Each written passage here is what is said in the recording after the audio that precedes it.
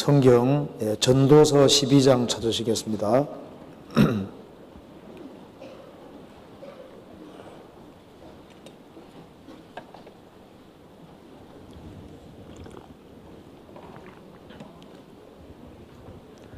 예, 12장 1절부터 제가 읽겠습니다.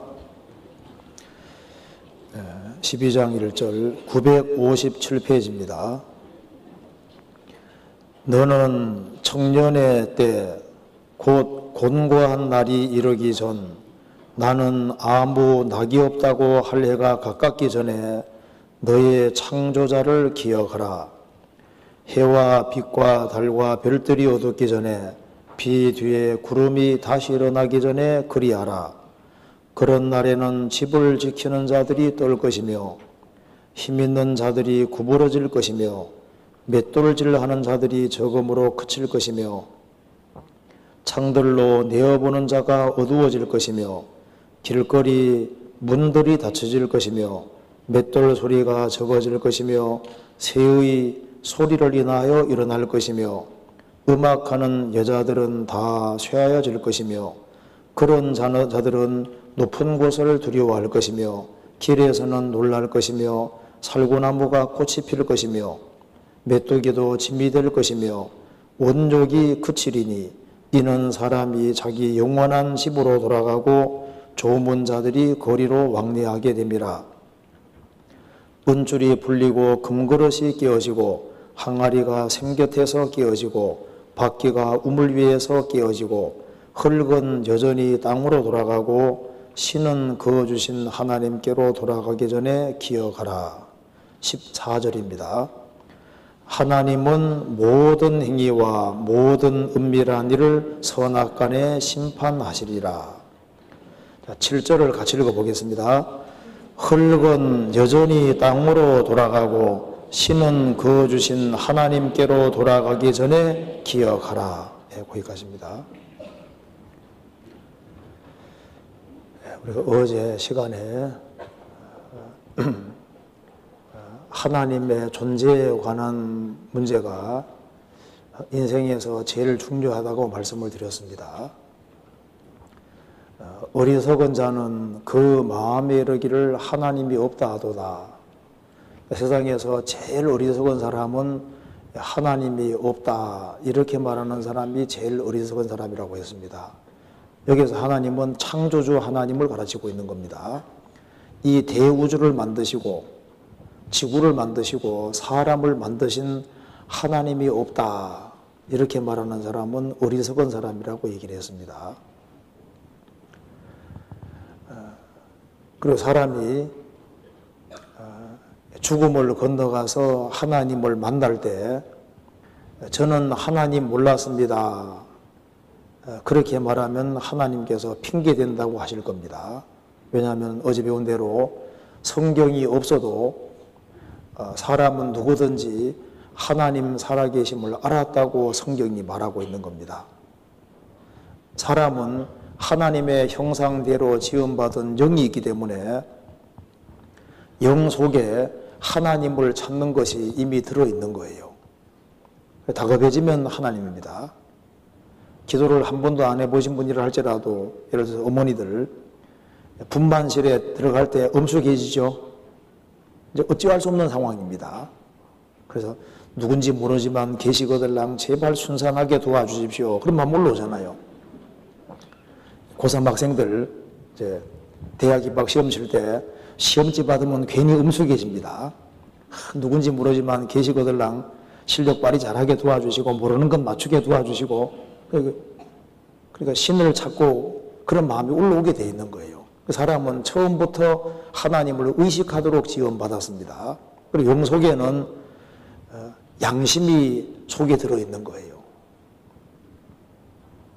그래서 내가 이렇게 살다가 벌 받을 거다 그 생각을 하게 돼 있는 겁니다. 그리고 내 악행에 대해서 심판을 받을 거라는 걸 자기가 느끼고 있는 거예요. 사람은 짐승하고 다르게 영이 있기 때문에 짐승은 먹을 것이 있고 잠잘 곳이 있고 자기 짝이 있으면 만족합니다. 육신적인 욕구 외에는 없는 거예요. 사람은 짐승하고 다르기 때문에, 영이기 때문에 눈에 보이는 것으로 절대 만족이 안 되도록 되어 있는 거예요. 조금만 생각해 봐도 하나님이 무엇인가를 만들어 주실 때는 필요해서 다 만들어 주신 겁니다. 왜 눈을 만들어 주셨을까요? 볼 것이 없다면 눈이 있을 필요가 없는 거예요. 보라고 눈을 만들어 주신 겁니다. 소리가 없다면 귀를 만들어 주실 이유가 없잖아요. 냄새가 없다면 하나님께서 후각을 주실 이유가 없는 겁니다. 맛이라는 걸 만들어 놨기 때문에 맛보라고 혀에 미각을 주신 거예요. 이런 건 인간이 만들어낸 것이 아니라 태어날 때부터 주어져 있는데 누가 주셨냐 그 말입니다. 하나님이 주신 거예요. 왜 하나님이 사람에게 지성을 주셨느냐? 하나님이 만든 세계를 알고 하나님을 알아라고 지성을 주신 겁니다. 공부하는 짐승은 없잖아요. 왜 하나님이 사람에게 감정이라는 걸 주시고 음악과 예술을 주셨을까요? 하나님을 찬송하라고 음악을 주신 겁니다. 떠들어 생각할 때 사람만 찬송하냐? 짐승도 노래하는데 그렇지 않습니다. 서당계 3년이면 풍을 얻는다는 얘기 들어봤죠. 근데 사실 짐승도 비슷하게 따라하긴 따라해요. 제가 러시아에 전도하러 갔을 때 그 한 목사님이 아주 음악을 잘하시는, 노래를 잘하시는 분입니다. 그 집에 강아지를 2마리 키우는데 한 마리 강아지는 노래한다는 거예요. 에이, 목사님 어떻게 설마 무슨 강아지가 노래해요? 우리 강아지는 노래 안 돼요. 진짜래요. 그럼 해보시라고 하니까 러시아 노래를 틀어놓는 겁니다. 틀어놓으니까 강아지가 따라하는 거예요. 거기에 따라서 우리 깜짝 놀랐습니다. 그래서 그거 보니까 서당계 3년이면 풍을 넣는다 그 말이 이해가 되더라고. 하늘 전 따지 가물에 누르는 하면요 강아지도 워워워워 이렇게 하잖아요. 세상에. 그런 것과 사람이 노래하는 건 완전히 다르지 않습니까? 창작이라는 것은 짐승에게는 없는 거예요. 짐승은 본능을 따라 행하지만 사람은 자유의지가 있습니다. 선택해야 될 문제가 있는 거예요. 왜 하나님이 사람 속에 하나님 찾는 마음을 넣어주셨느냐? 하나님 찾으라고 넣어주신 거예요. 양심을 넣어주신 이유는 인간은 처음부터 도덕적으로 인격적인 존재로 지음받았기 때문입니다. 왜 영원을 사모하는 마음을 주셨느냐? 사람은 처음부터 영원을 위해서 지음받은 겁니다. 영원한 세계가 있고 영원한 진리가 있고 영원을 위해 지음받았기 때문에 그 사람은 죽음 앞에서도 죽는다는 게 실감이 안 나는 거예요.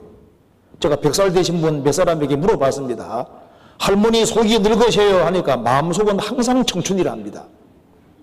지금 여기 나이 드신 분들이 많이 계신데요. 마음은 항상 20대잖아요. 청춘 맞죠? 사람은 겉만 늙는 것이지 영혼은 늙는 것이 아니에요. 사람은 영이 있기 때문에 하나님 계신 걸 알 수 있고 또 한 가지는 이 만물을 보면은 하나님이 만드신 것을 누구든지 알 수 있도록 되어 있는 겁니다. 그래서 핑계치 못할지니라. 사람은 만물과 영을 통해서 하나님의 존재하심은 알 수 있지만 그분의 마음은 알 수가 없는 겁니다. 그분의 계획은 알 수 없는 거예요. 그래서 하나님께서 우리에게 가장 귀한 선물로 성경을 내려주신 겁니다. 사람이 하나님 보는 것은 불가능합니다. 어제 배운 대로 하나님은 영이시기 때문에 볼 수가 없어요. 하나님은 영이시니 예배하는 자가 신령과 진정으로 예배할지니라. 그리고 하나님은 이 우주를 다 창조하신 분이기 때문에 조그만한 분이 아닙니다. 그래서 이 대우주는 하나님 볼 때 의자밖에 안 되고 땅은 발등상밖에 안 된다고 했습니다. 이사야 40장 보면은 보라 그에게는 열방은 통이 한 방울의 물 같고 저울에 적은 티끌 같아. 이 강대한 큰 나라들도 하나님 보실 때는 저울에 먼지 같아, 티끌 같아, 통에 한 방울의 물 같아. 그 말이 맞는 거예요. 이 광대한 대우주 속에서 지구는 너무 작고 지구에 있는 그 큰 대형 큰 나라들, 그런 나라들도 주님 볼 때는 먼지 같아. 그 말이 맞는 거예요.